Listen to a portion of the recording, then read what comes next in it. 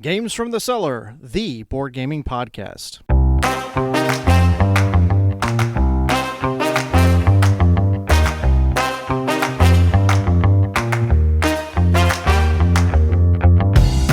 Gotta say, Steven, I'm loving this new intro. I'm digging it too. It's got a bite to it. Yeah.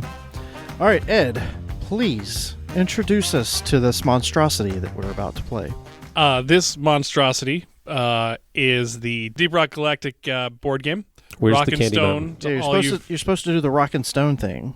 Rock and Stone. Rock and Stone. Do I hear a Rock and Stone? There you go.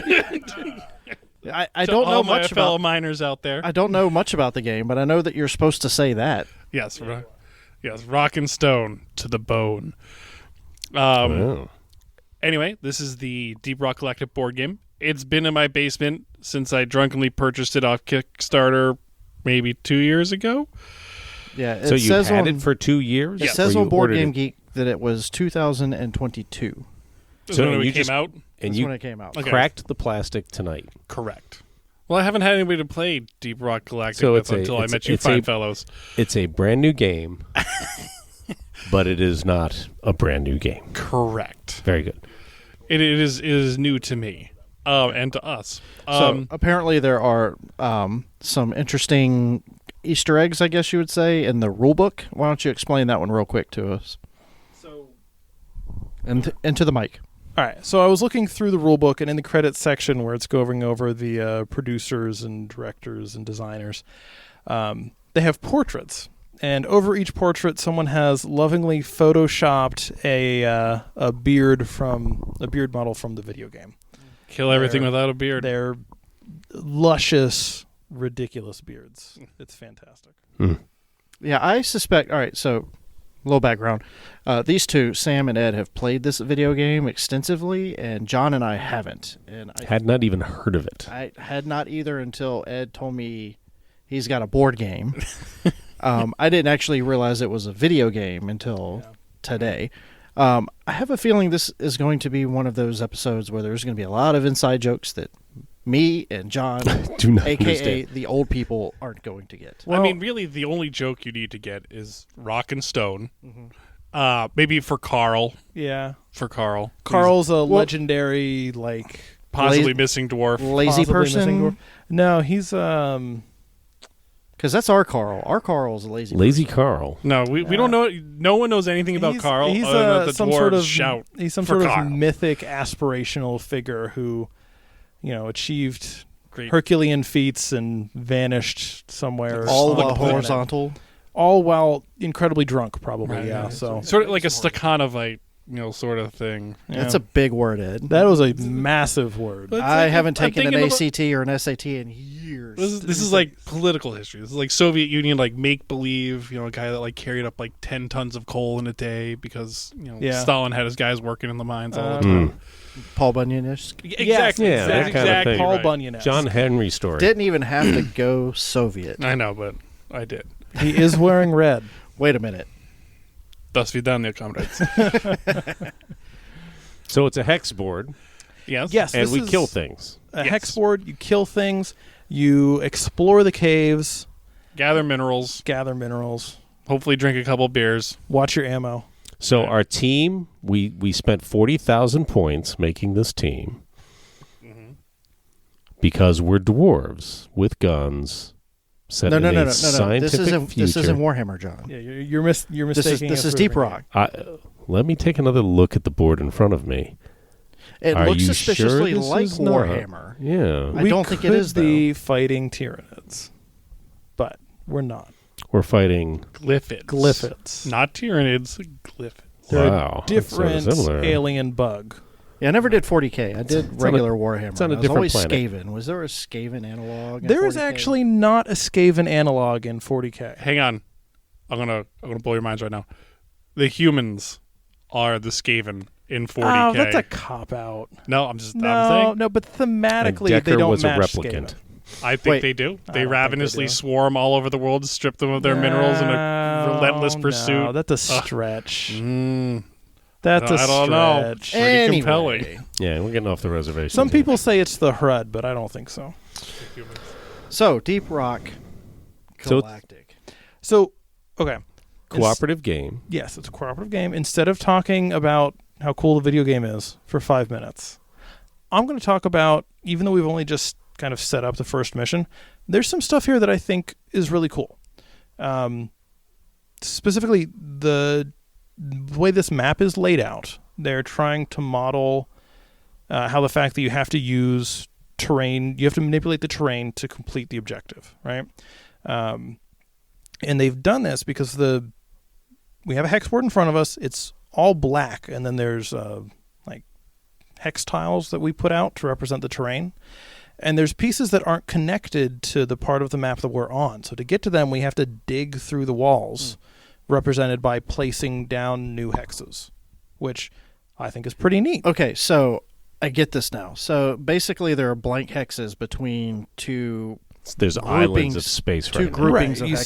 see this line here? And to be able to go across, we're going to place these little singleton hexes Yes, to build To essentially show we've bridges. tunneled. yeah, so we're tunneling through the wall to get to that cave. Oh yeah, because these are walls; these aren't voids. yes, Okay. yeah.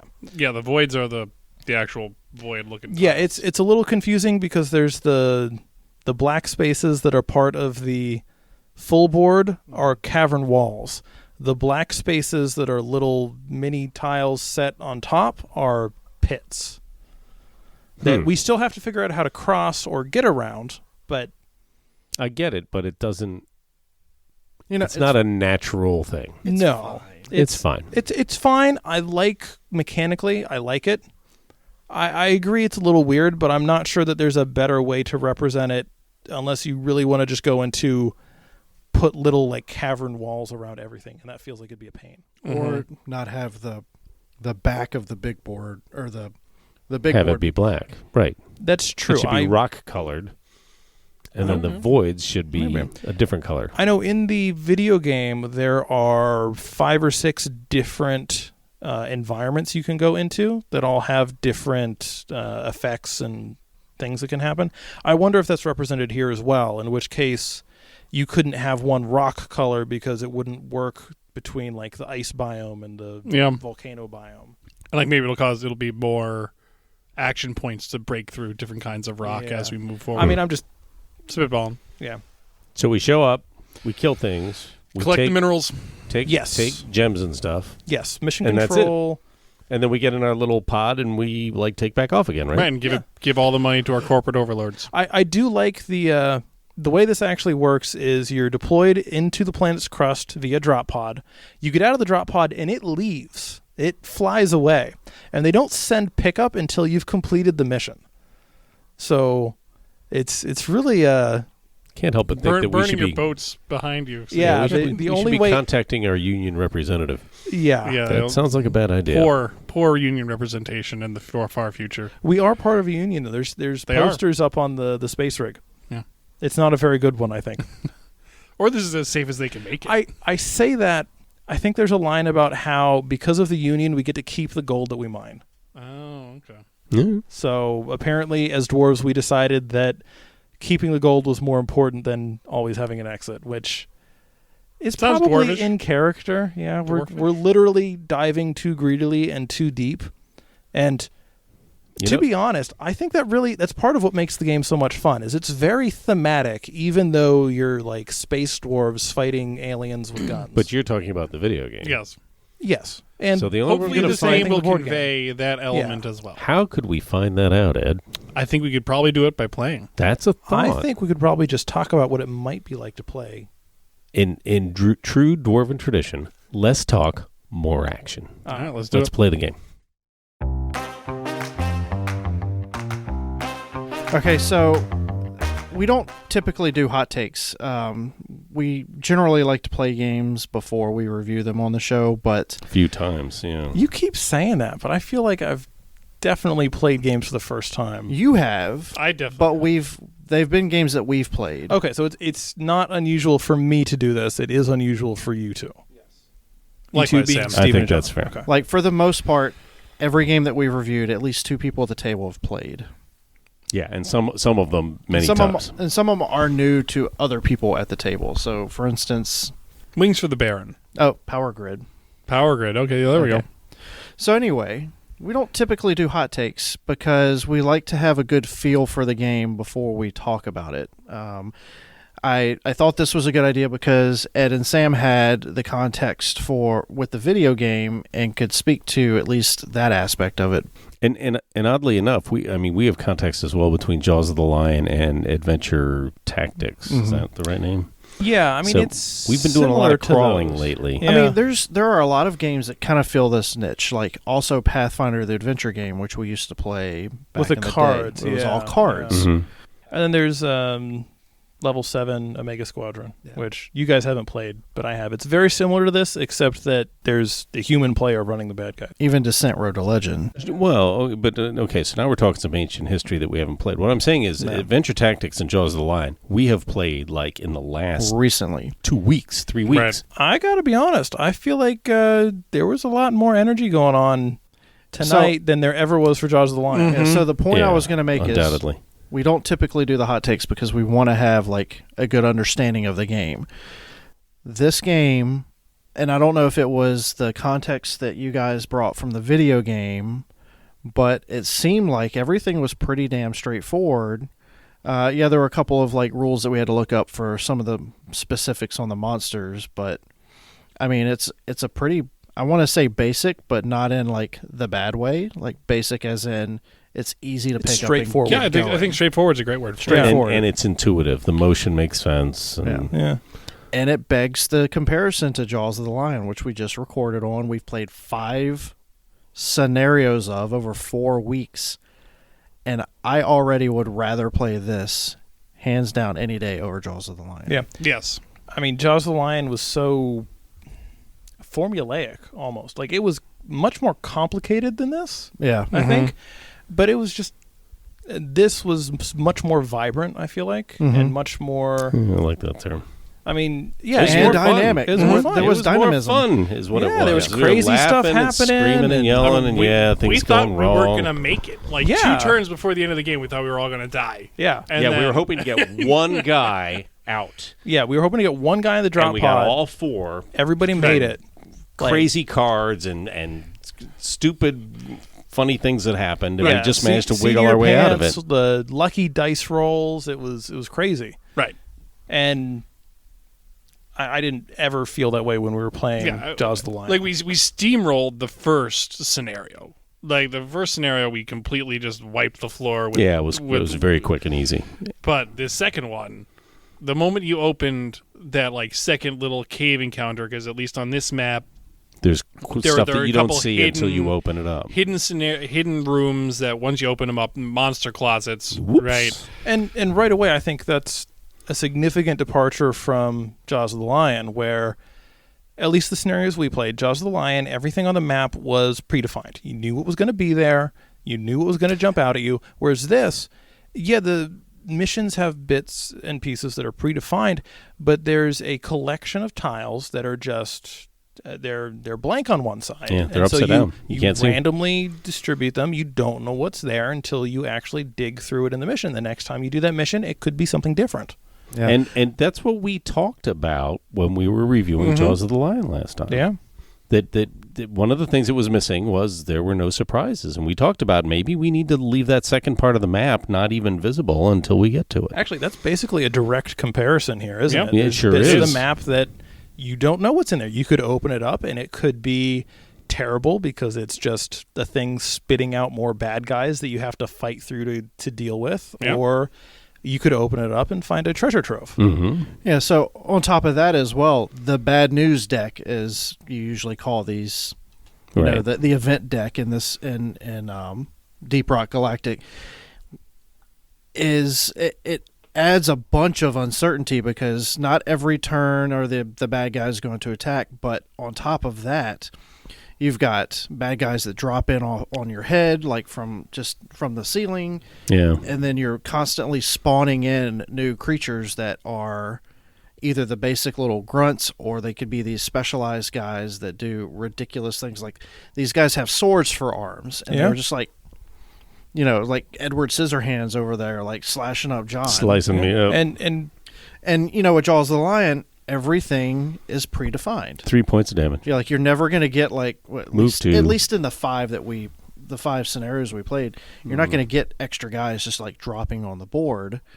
And in Jaws of the Lion, the bad news deck was, the guys are going to attack you. Yeah. And in various ways. It wasn't as impactful as the combination of the event deck and then is it the swarm deck? Yes. Yes. The event deck determines what random thing happens into your turn. Yeah. The swarm deck determines what bad guys spawn and where. Yeah.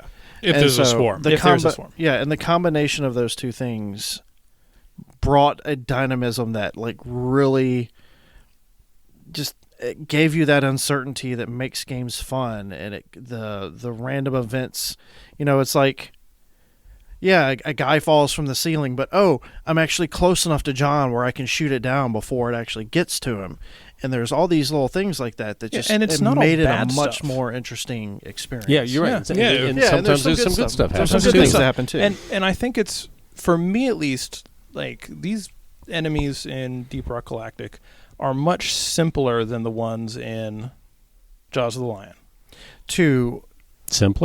Simpler to well, they're going to do the same thing. They're going to make the same attack every round. Mm-hmm. Right? They're going to move. They're going to try to get you in range, and then going to attack you. Yeah, it's not having to remember how far they can move. Their movement value this isn't going to turn. change every round. Their range is going to change every round. They're going to do the same thing, right? You can look at it and say, okay, I'm 4 spaces away from that guy. He's not going to be able to hit me unless he gets to activate twice before it's my turn again, right? You can make those plans. Well, which can happen. That can happen. It can happen. It can happen, but I think these guys, for me, they're more like these guys have more defined character than the guys from Jaws of the Lion. and that's a great way to put it. There's more personality. Right. Each one has kind of his flavor to him. You're like, okay, this is very different. Whereas the difference between the zealots and the whatever's in Jaws of the Lion is, well, these guys do 3 points of damage, those guys do 2 points of damage, and that's the only difference. Other than that, they walk up and kind of punch you, and that's not terribly exciting. Yeah, I mean, they do have their special attacks that come up eventually. Randomly, that you have no way of predicting, and in some games they never actually came up. Right, because they could just die before it gets to the deck, or it could be the 10th card, and you only went 9 rounds. But let's be honest. I mean, there's cubes all over this table. With the dice, you sometimes you get a break. You manage to weasel out of something. Sometimes things don't go your way. And in a game like this, I know the whole world hates dice. And I know, Sam, you like to control dice. And in this game, you can do some of that. But when it comes right down to it, I mean, they add edge to a game. They don't know what's going to happen. And the fun for me is the risk management, right? There's no risk management without dice. Right. Yeah, pretty much. Like, I mean, I like dice, right? I like games that have dice, as long as the goal is to mitigate it, right? I don't want to sit and roll a die and hope I roll a 6, right? Yeah. And if I roll a 6 before you do, I win. But you add some complexity, you add some levers you can pull. That's where it gets interesting. Yeah. Right. And the other extreme, where you're playing chess, I'm not huge into chess, right? You got to think too hard. Everything's predestined. There's a limited number of moves. It's nice to have that element of randomness to mix things up. Yeah. Mm-hmm. Yeah, but I think they did a nice. And I'm going to be honest with you. When I came into this, I'm like, this probably isn't going to be my kind of game. But let's give it a shot. And I probably said that 2 or 3 times in the last few recordings. But and the first scenario was okay. It was not stellar. The second scenario was way more interesting and way more exciting, and I think kind of stuck a knife in the back of Jaws of the Lion, because I'm like, well, holy crap, this game, you're living by the seat of your pants. Well, yeah, the difficulty of the situation scaled up. Yes. From because like you, John, the first one, like I said, we steamrolled it. It was like all right. It felt like a tutorial mission. Right. It was complete tutorial mission. Mm-hmm. This was the baptism by fire. Yeah. Just right. Even okay. This know the basic rules. Here we go. Yeah, right. And within one turn, we're fighting. Everything. It just escalated. Monsters pouring out of the Where did all walls. of this come from? Yeah. Exactly. It just escalated really quickly. Yeah, one And it was monster in the great. corner that pumps out more monsters. that having played the video game, I actually thought they captured the spirit Oh, of Deep 100%. 100%, Right. where everything just goes completely sideways. What's a milk run Suddenly it becomes goes, right, life and death battle for survival in like 2 seconds, and that I was really impressed with how this game came together. Because like you, John, even though it's my game, first one I was like, all right, this is okay. A lot of plastic. Like, It's all right, nice production value. I think all the pieces are great. People put a lot of love into putting this together. But the second scenario really sold me that I think they've done a very solid job here. Yeah, I hate to keep harping on Jaws of the Lion, but even after the first mission, I knew this was my preferred game. Yeah. And, I was thinking about Jaws of the Lion, I don't know, last week after we recorded, and I was thinking about, I had mentioned Pathfinder the Adventure card game, and how that is also a very boring game. I can't stand that one either. Yeah. But I had in my mind that these types of games just aren't for me for some reason. Like something about cooperative, like campaign mission-based games just don't do it. But and how many dungeon crawlers do you need? I mean, dungeon crawls are different. Like I keep mentioning Tomb. Tomb is a completely different animal. It's a dungeon crawl.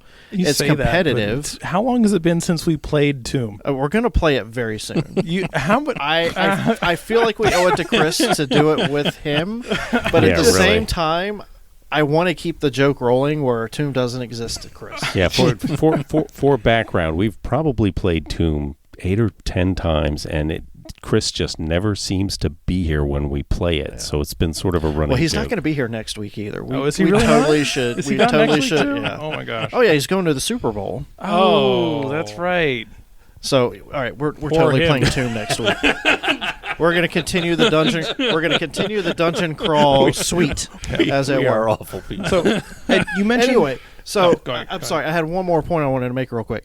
So I'm looking at the characters, and I'm, again, Jaws of the Lion. It's unfair for us to keep comparing the two to each other, but in this, the rub that you have with your character isn't like trying to optimally figure out your best like sets of cards. It's managing your ammo and life points, yeah. And life points. So, I mean, you're kind of managing life points in Jaws of the Lion too, but I don't know, like there was no like with Deep Rock there's no efficiency puzzle.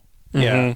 Right. Yeah, I agree. There's a resource management puzzle, but it's not. Yeah, and the map comes into the game that you are working your movement, and the map is actually pretty crowded because you've got like chasms that people can't get across. You've got stalagmites sticking up that you need to work around, and all of these can be mitigated, but it's not big wide open swaths. So I mean, you are kind of figuring out how you're going to wiggle through it. And on this map, there were actually patches of the map that we couldn't reach yet, that we had to pound through the walls in order to get to these other caverns in order to get the pieces that we needed. I to imagine that'll be establish our pretty goals. typical for the missions here. Mm-hmm. I would imagine, and yeah.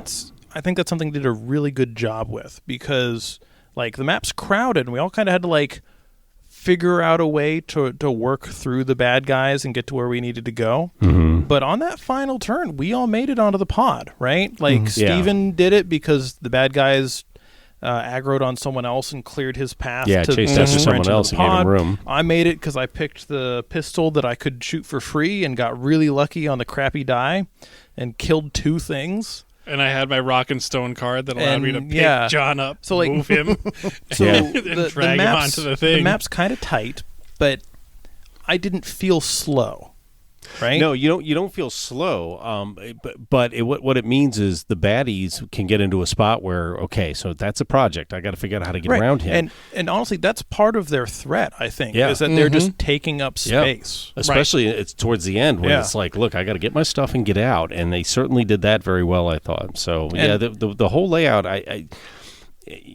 the way the hexes lay out, and this is scenario 2, and we used up like 2/3 or 3/4 of the play space here. So I mean, they're not going to get a whole lot bigger than this. I'm going to be curious to see how threat level increases.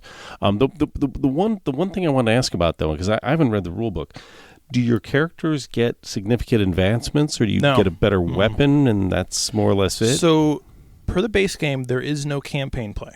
You start over with, you can choose between the 2 primaries. You can choose two a secondary weapons. Secondary weapons, okay. Right? And that's it. There is a campaign mode where you play the missions figuratively back to back, right? Where you finish mission 1, and then you start mission 2 with the same health, the same ammo, and any weapon upgrades you collected. Okay, so right? a little But you can bit also of, spend the gold that you spend the gold that you collect to build those resources back up. Okay. Right? So in that sense, yes, but you're not going to you don't have to unlock new guns in the board game anyway. In the video game you do. You don't get a fireball spell at level 5. You don't. Level change. And I've got at least one expansion. I think one expansion at home, the goo from above. So since I think I could definitely see myself playing this again. And I'm not mad they didn't include it, but it's sticking out to me just because they did such a good job of capturing the other parts that make the video game so much fun to play, just the rising tension as you're looking at your available resources and the ticking clock that is the swarm of enemies. They captured that part great, but the other half of the game, of the video game, is that there's all these different weapons to unlock for each of the characters that let you do new and interesting things. Mm-hmm. And there's not really a progression system here, right? The characters aren't going to level up.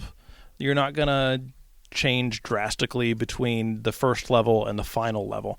And I think that's fine, right? I like advancement in games, but I think that's fine because I think each character feels pretty distinct, right? Mm-hmm. I'm not upset about having a cool thing I can do from the beginning, and it stays cool. Yeah, and given the spirit of what you're playing, I think that works. Yeah. There's no part of this game is saying you need to level up 20 times, and right. It's this is a and crazy gun fest kind of the thing. distinction between the characters also feels it feels more dynamic than say Jaws of the Lion, because the 3 of you are all just going to do damage somehow. You have a little different ways of how you're going to do it, and I can set you guys up to do whatever with my character, but in Jaws of the Lion. But in Deep Rock, my guy's the driller. He basically is the juggernaut where he can run through walls, and he gets around by breaking down walls. I can't remember who it is, but pretty much everyone else has some way of crossing over chasms. So everyone has a traversal tool, right? The driller is the drills. You can go through the walls. I have a platform gun, so I can actually build platforms that anybody can walk to go over the chasms. John was the scout. He has a grapple hook. He can just move over them. Mm-hmm. And Ed has a zip line he can set up that I think also allows other people to go. Everybody can use the zip line. Oh. But hasn't come in handy yet, since I end up in massive brawls everywhere. Right, but in exchange for that, you have the shield generator, which just makes you and everyone who stands next to you invulnerable for a round. Yeah. Which also saved us. So that definitely saved us. So we do have some unique features. Yeah, that, and then that even keeps the like game sort of interesting. our primary weapons, like I get to lay down fire. Yeah, like, I feel like the primary literal weapons fire. are pretty distinct. Mm-hmm. And I flame a spawn point so that when enemies spawn the next round, they either take damage or they flat out die. Yeah, and then I you have a couple grenade area launcher effect weapons. Yeah, and Ed has big guns. He Ed has an has- autocannon and- or and That I- allows a gun. lot of shooting. I can just shoot from a long way away. And you've got a so. sniper rifle. Yeah. So I mean, it's I find it interesting that in Jaws of the Lion, they purport like these characters are so unique and their decks are specifically tooled and whatever. It just didn't feel as unique. The cult of asymmetry. Yeah. It felt like everybody could do. It's just every card felt similar to itself, right? It was just it was like, okay, this one lets me move or attack. This one lets me move or attack, and maybe the numbers are a little bit different. The other thing, like never having to starve for movement. Right? Just the fact that, like, like you said, there's still resource management here, right? But on my turn, I know I have these cool things I can do, and I can do them X times before I need to resupply. Right? More freedom. Yeah. Right? Just freedom to do what you want to do. Yeah, and it's different. You know, I'm not going to run out. I'm not going to have to burn my abilities slowly and become a weaker version of myself. No, I mean, at the very end, one of the things that kept us in the game was that ability to just shoot for free, and the only thing you had to worry about was using up your special your stuff ammo. at the end. Yeah. Right, so it's just, you know what? We need to blaze a hole through all these freaking glyph ends. Every single Honestly, card to figure out a way out of here. Right. I think the difference is that in Jaws of the Lion, if I want to do a special cool thing, I can do it once. Mm-hmm. Right? And until then you rest. after that, I have to rest. Or right? perhaps lose it for the rest of the scenario. Right. Whereas in here, if I want to shoot my grenade launcher or I want to shoot my pistol for free or whatever, I know how many times I can do that. And if I want to, like, burn through all of my ammo and make sure everything in that room is dead, I could do that, right? Mm-hmm. I could not move. I could take 3 actions and just blow things up. And then if we have the gold, we can drop a resupply. Right, and we can resupply. Exactly. And then go Do and it do all it over again. Get a little bit more. But we'd also have to keep in mind that, like, you know, It's while taking time. While it's but- happening, Right. it's taking time, and there's going to be more bad guys. And time is of the essence in this That game. round I spent killing things was a round I did not spend completing the objective. Or So I or hope somebody getting else the is hell out. working on that. Yeah. Right. Yeah. That was a portion of the game I did not appreciate until it was getting really tense. Right. At Suddenly the it's end. like, And We said, we are about to lose the Yeah. game. So for those of you that are unfamiliar, that as you're playing the game, there's a Doom track. It's a pretty extensive Doom track, but it also advances much quicker It than goes you would right along. you would expect. Yeah, you flip an event card at the end of every turn, and sometimes the Doom track goes up, and sometimes it spawns another wave of bad guys. Right. And regardless, very quickly the Doom track was reaching 0, and we were still very far away from the extraction point. And for what it's worth, we got lucky yes. that we found the fossil where we did, because it could have been down here at the very far edge of the map where Against nobody the got monster to. that was spawning more monsters. Yeah, it was every spitting out turn. monsters every single Yeah, turn. so it could have been down there. Yeah, that would have It been wasn't. really Yeah, nice. we Yeah. probably would have lost And, had that happened. So we got some lucky breaks here. We got some awful breaks here, but we got some lucky breaks here too. So it worked out pretty well. And I should also mention for John and Steven, because you guys aren't familiar with the video game, there are different types of missions, right? The first 2 were the same, where we had to go and collect the minerals and the mystery things. But there are other types of missions that are a little more complicated, right? You have to go and you have to collect alien eggs, and when you collect the egg, it spawns a wave of bad guys, or you have to mine things out of the wall and bring them back to a specific space, which would mix things up a bit. All right. Okay. Also like a quark mining. Yeah, quark mining. I think there's a couple. There's this little collector space. That you have to haul stuff back to there. There we go. I think there's a couple where you have to hunt down and kill a specific bad guy who's like sequestered in a cave on the far side of the map. Do we have to mine the liquid morkite? I didn't see one of those, but I may have just missed it. That might be in the expansion. Oh, it might be. You got to build the pipelines out to liquid morkite sites and then guard the pipelines. So there's some future. So it's getting late. Let's call the question. And this is going to be interesting because all 4 of us have played Jaws of the Lion for 5 scenarios, and 2 of us have played Adventure Tactics the whole way. So, Ed, it's your game. What do you think? I think you won because you saved John's life. So. Yes. Leave no dwarf behind. Well, I was the first one in the ship, so That's negative points. no. I ensured that we Especially when you said suckers on the way by. I ensured that we had victory in the back. I've played with enough drillers. I was just glad there wasn't like C4 waiting on the drop pod ramp for me, because that's happened to me. You know, you get the ramp, the explosive goes off, and the doors close, and you go, oh. The drillers are the psychopaths. Yeah, well. Saying that as a gunner. I like scout. Gotta go fast. I'd say this is a rock solid 7. And stone. And stone 7. A rock and stone 7. No, we've covered it all already. I think it captured the spirit of the video game extremely well. I think it really got a great balance between the tension, with never knowing exactly what was going to happen the next player's turn, right? You could be inundated with enemies, or you might get lucky and someone gets a new upgrade. I think it balanced everything really well. Rock solid 7. All right. So this is easy for me. This is totally a 7.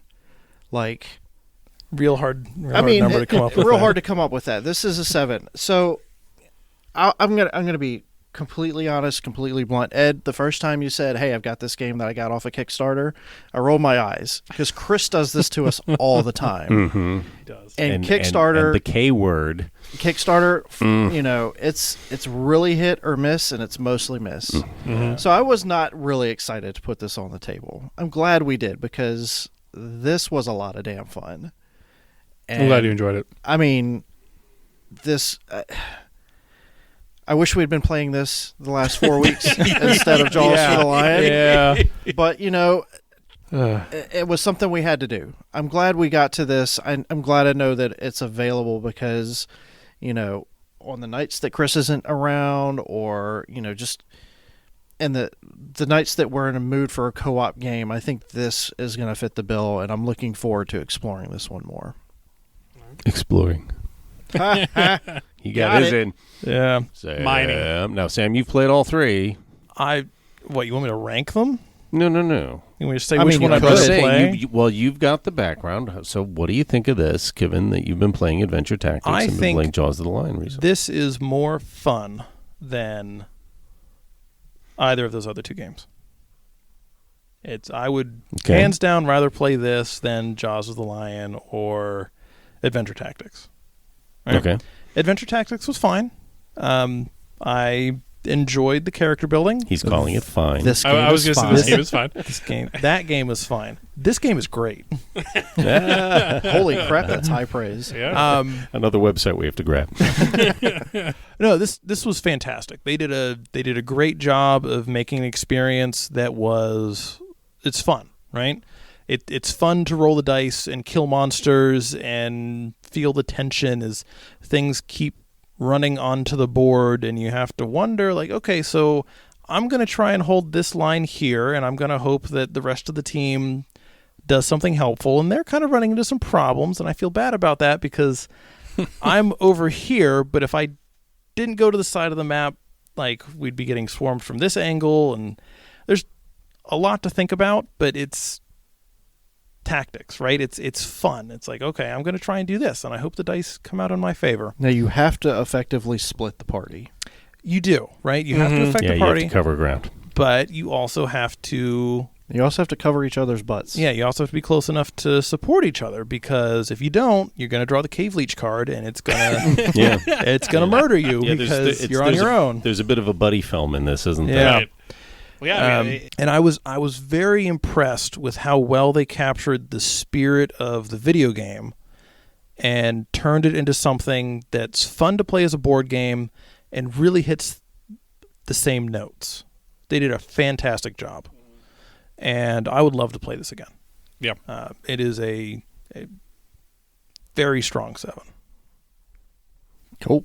All right, John, what do you got for us? The problem with that is, like, next week other people are going to show up. Right, we won't have 4 people. I mean, so next week again, Chris is out of town. Right, we were expecting Cody today. Yeah. He didn't make his it. car broke down. So he can watch. Like, if he weren't here, we'd had 5, which is... Yeah, it's curious. We've been doing a lot of this sort of game recently, and it's not like we have been out searching for them. They just sort of kind of fell in our lap, didn't they? And that's fine too. And I think each has some strengths. The Adventure Tactics, I really enjoyed the character development, and that was a very important part of that game. It was much more of a Dungeons and Dragons kind of game where you're building a wizard or you're building a cleric or you're doing something like that. And I think it carried that part very well, and it provided some dynamism in the opponents that you had to deal with. I think Jaws of the Lion has some innovation, particularly in how it is laid out onto the table and how it executes. I have some arguments with its the way they implemented some of their materials. I think isn't particularly strong, but I think a lot of games are going to be looking at that, and presumably Gloomhaven as well, for how to just assemble a game. I think I did see that they had released that sort of book for Gloomhaven. So right. Gloomhaven, the regular game has tiles that like you this? place. You build the maps. Okay. Jaws of the Lion, in an effort to reduce the cost to bring it to that mass market price point, they use the map book. I think the map book is a great idea. I think the map book is great. Yeah, and I halfway through playing Deep Rock here, I sat there and thought, could you do this in a book? It would have to be a huge book, and then it wouldn't fit in any reasonable size box. It'd have to be huge, and to get the mystery caves, you'd still have to have tiles that you you'd flip have to over. have things that would overlay. And frankly, actually, I'm not even sure you could, because a large part of this game is the way the hex board lets you represent the cave walls that the dwarves can dig through. Right. And you have to put pieces in. And I don't know. It'd be You tough. would still have the blank You'd still have the blank hexes background. that you would. But yeah, you would still need like tiles to put on to. And I feel like at that point, is there even any benefit? I didn't mean to take us down that particular alley. I was thinking the exact same thing. Yeah, honestly. I think the way they implemented Deep Rock Galactic is very good. So I think I wasn't thinking that. I think the books are stupid. Oh, fair enough. I hate having a book in the middle of the table. This game is not doing this. Deep Rock Galactic, I kind of mentioned the names because we're talking three different, or at least I'm talking three different games, does not have the character development. But I don't think it matters in this game because there's a, let's just go kill things sort of aspect to this game. That, if there was a big story read at the beginning of this, you'd be like, enough of that. Let's just go kill things. No, this is very straightfortard. In you go, and it's we're like a video game. We go mine the stuff. screen comes up, and you're off to the races. It has an arcade feel to it almost. Mm-hmm. Yeah, there's a little bit of Robo Rally that's sort of just beyond the edge of my control sort of kind of got a aspect to this Space play. Hulk feel to it too. A little bit, yeah. Yep. Well, yeah, definitely. Yeah, Space Hulk is a little more tragic. This is a little more adventure-y, but no, I agree with more, what you're saying. Beer and pretzels, so to speak. Yeah. Although you much more dwarven. Yeah. Speaking of somebody who was drinking some beer and whiskey here while we were playing, I'm like, I need to keep my head together at least a little bit because there's some action going on in this game. So no, I really like this. This is a very, very strong 7 as far as I'm concerned. I'd love to get in on this one again. And like I said, I did not come to this game thinking this was going to be my thing, and afterwards, I mean, the fact that I think to a certain extent it kind of surprised all of us. That's a sign because we're kind of old, crotchety people. We've played a lot of games. Well, and we an are. awful lot of stuff. I don't feel old or crotchety. Sam fair is, enough. Sam he's is young still, and naive. He's still a green beard. Is that what? Is that green beard? I mean, we're old and crotchety. But that said, I wanted to play this game. I didn't necessarily have high hopes for it. No, neither did I. My game, I was like, this could be complete garbage. It's just, it's a Kickstarter that came with a lot of plastic. Yeah. And that's usually not the a track good record sign. on those is never. That's normally not a good never. sign, but I was very pleasantly surprised. And I'll be honest with you, I grabbed the Scout because I thought it was a really nice color blue on the board. I said, hey, I'll play the blue character this time because that's a great color blue. And it turns out I was a Scout who kind of is really good at running. I mean, that's fundamentally what he does. He runs around, and that turned out to be a lot of fun. So and for just grabbing it, I mean, you came through. You went back into the depths of the caves that nobody else could get to without us taking the time to set up a system. Yeah. You could just after you open the first monster closet and unleashed.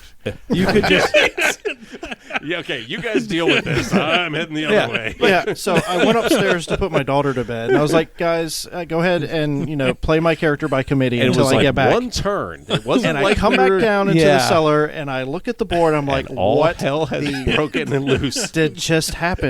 Yeah, you just opened up that I'm like, cave all right, and then cool. left. I'm like, cool, let's go, and just started murdering Well, he things. would have been dead. Lit the flamethrower and off you went. So no, I was, like I said, very pleasantly surprised. I'd love to do this again next week. I guess we're meeting here again. That would be great. If you guys want to bring something else out, yeah, I'll give that a shot too. But like I said, as Kickstarters go, I'm not a big fan of Kickstarter. This one, I think, just really, really nailed it. So this was great, and I think it's worth saying. I think that we all like audibly had a really good time here. Yes. Right. We were all like engaged and.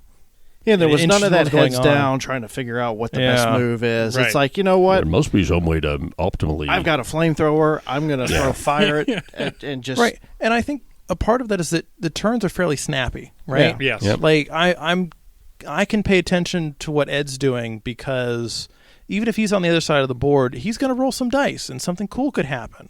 Whereas in Jaws of the Lion, he's going to spend. It doesn't even. It doesn't even look at each other's cards. Right. It's like. I'm just, you don't even watch each other's turns. What did you do? Okay, great. I mean, to an extent, it doesn't even matter how long he takes because I know it's not really going to be particularly interesting for me. So my brain just shuts off. Whereas this, I'm like, is he going to be able to kill those bugs? If not, it's like 30 seconds later, it's going to be my turn. Well, and he's putting on a show, even if you're on the far side of the board. You want to watch because something interesting is happening over there. So throwing giant fire bombs at people. Yeah. So all right, Deep Rock Galactic. Yep. Check it out. I think I went and checked the Kickstarter page just because I wanted to see how it did, and there's a link where you can buy it at retail. So pretty sure you can get a hold of it.